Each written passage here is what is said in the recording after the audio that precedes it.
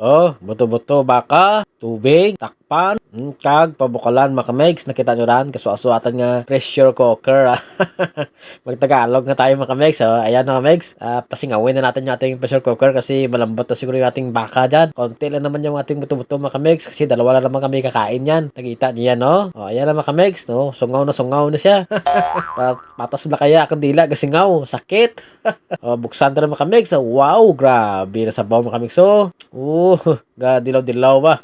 Yellow-yellow Sana sebo. Kung nakita nyo naman kamigs, ginpamuol ko ang mga buto-buto, no? Kaya hugasan tara mga kamigs kang running water para mabuol ang mga dugo-dugo lang sa mga tuluan mga kamigs deket sa nagkasag-kasag. Kaya kailangan natin hugasan mga kamigs para maging malinis yung ating pagkain. So ayan na mga kamigs, nakita nyo, nilagay ko na yan kasi katapos ko lang yung hugasan ng running water mga kamigs. Yung ating buto-buto, tinanggalan ko na ng mga dugo-dugo na namuo sa kanyang mga laman-laman. At nakita nyo mga kamigs, yung sabaw, sinala ko yan. Ayan, para mawala yung mga namuong dugo. Ayan o, nakita nyo. Yan. Para malinis yung ating sabaw mga kamigs. Pagkatapos nyan, siyempre, dagdagan natin ng konting sabaw kasi maglalagay pa tayo dyan ng mga gulay-gulay mga kamigs. Pagkatapos nyan, lagyan natin ng sibuyas. Ayan. Ano pang sunod? Paminta, buo. Ayan. At ano pa nga? Ayan mga kamigs, kunting asin. At siyempre maglalagay tayo dyan ng panglasang beef cubes mga kamigs. Kasi kukunti lang ating mga buto-buto at takpan na natin yan. Alright. At ayan nga mga kamigs, grabe kulo ng ating nilaga. Binuksan ni kamigs. Grabe sabaw niyo mga kamigs. Talagang hinalo-halo pa nyo. Lumabas yung katas ng ating mga buto-buto mga kamigs. Nakita nyo. Ayan. At titikman na daw ni kamigs natin kung anong lasa.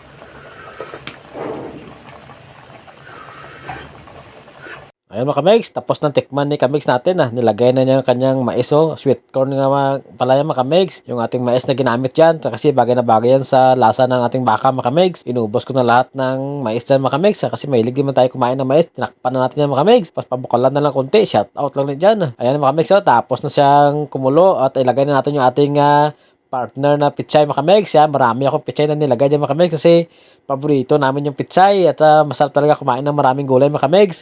Lalo na't baka yung kanyang partner. Wow, ang dami na naman natin kain nito. Shout out nga pala dyan sa mga Ilonggo. Tuno ko para ng Ilonggo. Ayan na mga kamigs, kita nyo na. Pakuluan na lang yung mga kamigs. Kunting-kunting pakulo na lang yan. Huwag na nating patagalin kasi baka malata naman yung ating pichay. So ayan mga kamigs, kakain na si Miguta.